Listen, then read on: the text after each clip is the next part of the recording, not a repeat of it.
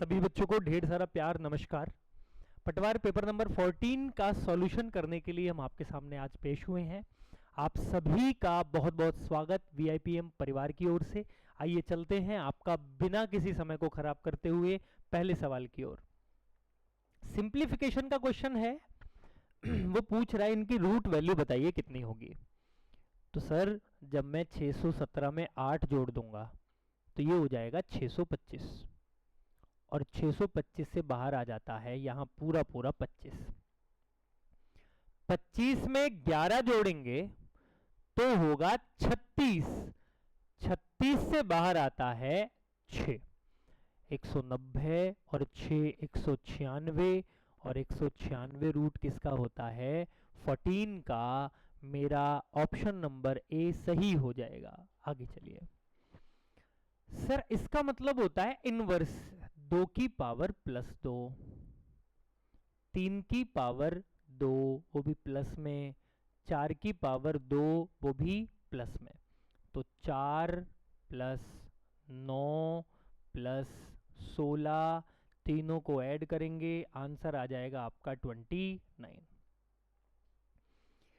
12 centimetre भुजा वाला एक समबाहु त्रिभुज वृत्त में अंकित है।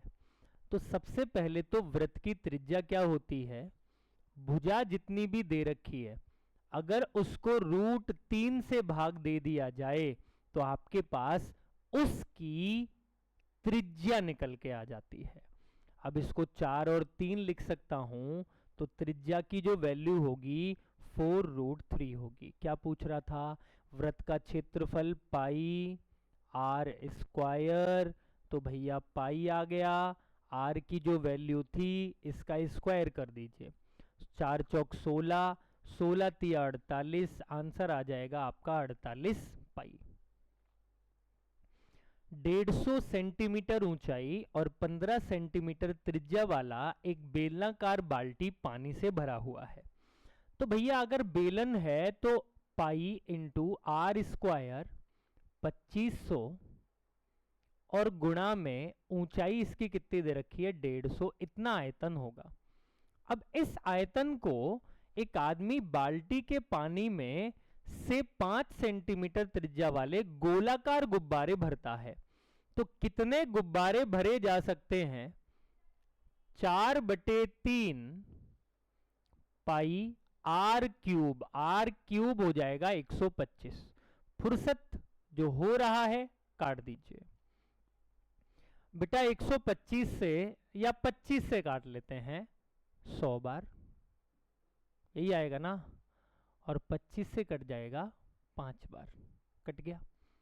4 से कट जाएगा 25 बार पूरा पूरा, फिर 5 से कट जाएगा 5 बार, तो 15 पंजे या फिर 5 तिया 15, 15 15 225, ये ज्यादा आसान है। 2250 गुब्बारे भरे जा सकते हैं। वर्ग की भुजाएं 4:3 के अनुपात में है।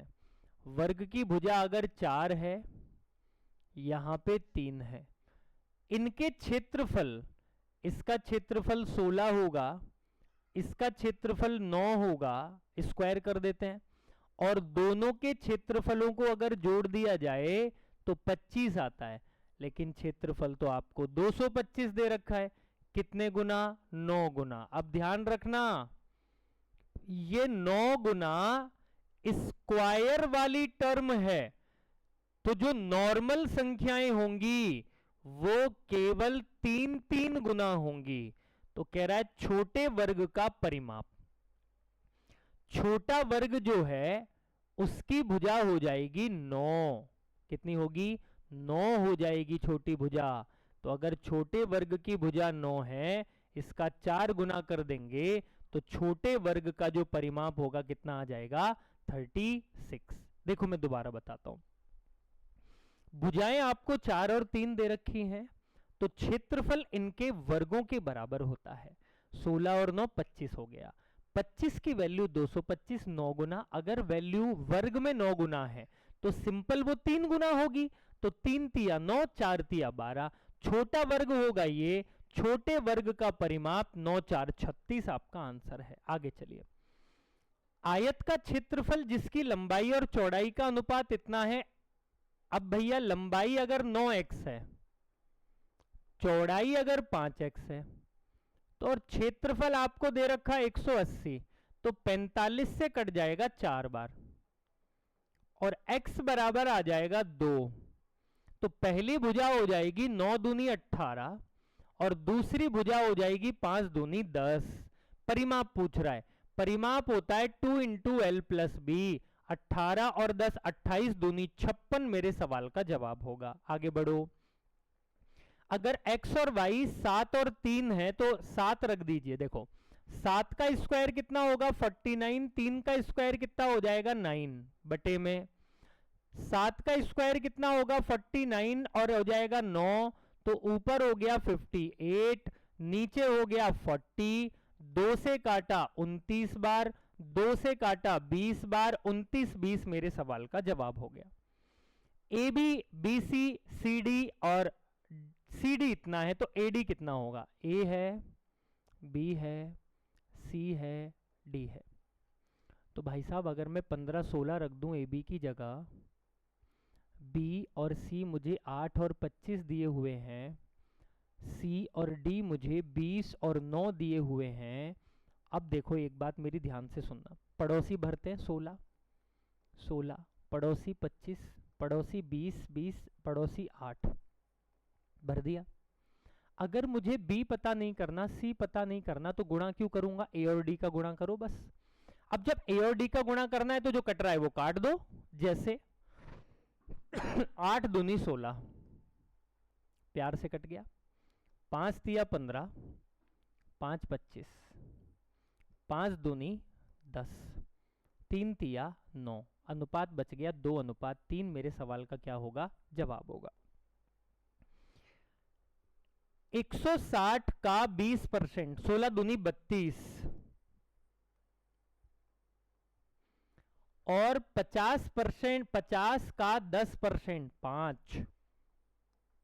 दोनों का जो जोड़ है x माइनस 1 आएगा, 32 और 5 कितना होता है 37 और 1 38 आंसर आ जाएगा।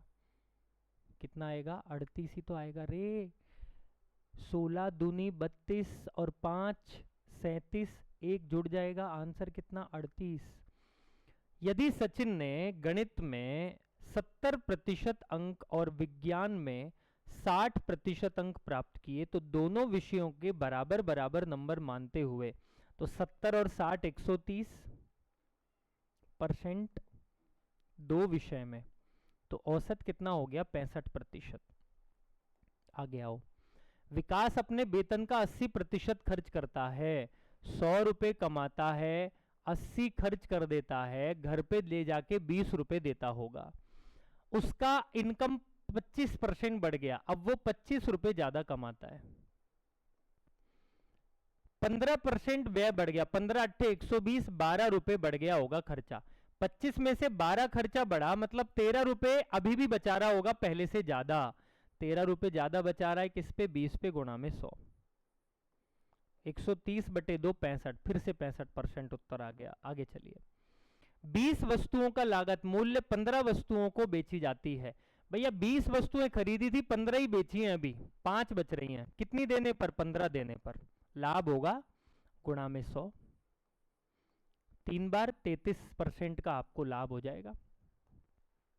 100 अंडे 10,000 रुपए में, 100 रुपए में खरीदे, मतलब टोटल खर्चा कितना हुआ 10,000 का, और 12 टूट गए अंडे, 12 टूट गए अंडे तो बचे 88, मतलब एक अंडा आपने 100 रुपए का खरीदा था, छोड़ो ना टूट गए उसकी क्या गिनती करना, 88, और आपने 1.20 रुपए में बेच दिया। ये लीजिए पॉइंट लगा के 2 जीरो लगा ली, जीरो से जीरो कट गया, ठीक है। 12 अट्ठे 96 का 6 9 बचा, 12 अट्ठे 96 और 9 105, तो पॉइंट का आ गया, मतलब 5.6% का आपको क्या हो जाएगा, लाभ हो जाएगा। आगे चलते हैं। 73 दिनों के लिए 48,750 रुपए पर 16% की दर से साधारण ब्याज कितना होगा। 48,750 का 73 दिनों का, दिनों का मतलब 365, गुणा में 100 और कितने परसेंट पे, 16% पे, ये कटता है 5 बार। 0 से कटती है 0, ठीक है। 2 से कटता है 8 बार और 2 से कटता है ये 5 बार। 5 से कटता है ये 5 नाम 45, 4 बच गया। 5 नाम 45, 3 बच गया। 5 संते 35, 45 पे अबे 2 ही तो बचेगा, 5 25। फिर 5 से अगर काट दूं, 5 एकम 5, 4 बच गया। 5 9 45, 4 बच गया। 5 9 45, इतना ही आएगा क्या? अरे गड़बड़ तो नहीं कर दी काटने में? 73 से 5 बार कटता है, बिल्कुल सही है। 0 से 0 कट गया, बिल्कुल ठीक है। 2 अट्ठे 16, 2 पंजे 10, बिल्कुल ठीक है। 25 से काटो इसको पूरा पूरा, तो ये कट गया भैया 25 दूनी 50, नहीं 5 से ही काट लेते, बड़ा हो जाएगा। 5 से काटा, 5 नाम 45, 4 बच गया। 5 9 45, 2 बच गया, बिल्कुल ठीक है। फिर 5 से काटेंगे ना, 5 एकम 5, 5 एकम 5, 4 बच गया। 5 9 45, 4 बच गया, 5 सही तो है, बिल्कुल ठीक है। गुणा कर दो इन दोनों को, 9 8 72। यूनिट प्लेस में 2 क्यों आ रहा है लेकिन? 48,750 मैंने सही लिखा। 73 दिनों के लिए ब्याज देना है, 16% की दर से देना है। 365, 73 से 5 बार कटता है, 0 से 0 कट गया। 2 अट्ठे 16, 5 9 45, ओहो 4 कैसे बचेगा? 3 बचेगा ना बेटा, 1 सेकंड रुकना। 5 9 45 पे बाबू यहाँ 3 बचेगा। 45 पे 3 बचेगा ना, 5 9 45 पे 3। 5 सत्ते 35 और 5 25। फिर 5 से काटेंगे, 5 एकम 5, 4 बच गया। 5 9 45 और 5 25, 8 पंजे 40 का 0, 4 बच गया। 9 8 72 और 4 76 का 6, 7 बच गया। 8 एकम 8 और 7, 60 और 7 15, आंसर आ गया 1560। ए ऑप्शन करेक्ट है। क्या बारीक मिस्टेक कर रहे थे। किस प्रतिशत वार्षिक दर से चक्रवृद्धि ब्याज पर कोई धनराशि 2 वर्ष में 9/4 गुना? 9/4 गुना का मतलब 4 रुपए से 9 रुपए हो जाना, वो भी 2 साल में। और चक्रवृद्धि ब्याज की दर निकाली जाती है जब समय केवल और केवल 1 साल का होता है। और 1 साल का जब समय होता है तो 2 रुपए से 3 रुपए होता है। 1 रुपए का ब्याज 2 रुपए पे गुणा में 100, काटा फांसी करोगे, आंसर आएगा 50%। आगे आ जाओ फटाफट। संयुक्त परिवार में 9 बच्चों की औसत आयु 14 वर्ष है। दादा और दादी की उम्र जोड़ ली जाए तो भैया 14 गुणा 9, सारे बच्चों की उम्र हो गई 126। उसमें दादाजी की उम्र 71 जोड़ लो, दादी की उम्र 67 जोड़ लो, और टोटल कितने लोग गए? 9 और 2 11 लोग हो गए। जोड़ते हैं भैया। 7 और 1 8, 8 और 6 14 का 4, 1 बच गया। 7 और 7 14, 15 16 का 6, 1 बच गया। 1 और 1 2, 264/11, 11 दूनी 22, 11 चौक 44, 24 मेरे सवाल का जवाब होगा। बढ़ो आगे। 8 सदस्यों वाले परिवार की औसत आयु 39 है, तो 8 गुणा 39, ये टोटल औसत हो गई प्लस। यह मानते हुए कि 6 साल बाद परिवार में एक नवजात शिशु गोद लिया जाता है, तो 10 साल बाद परिवार की औसत आयु कितनी होगी? ओहो, अगर 10 साल बाद मतलब लड़का 4 साल का और पूरे परिवार में पहले जितने लोग थे हर कोई 10-10 साल बढ़ेगा, तो 10-10 साल हर कोई बढ़ेगा तो 80 तो ये बढ़ जाएगा, और लड़का 4 साल का बढ़ेगा, तो टोटल एज कितने लोग हो गए? 8 पहले से थे, एक लड़का, 9 लोग हो गए भैया टोटल।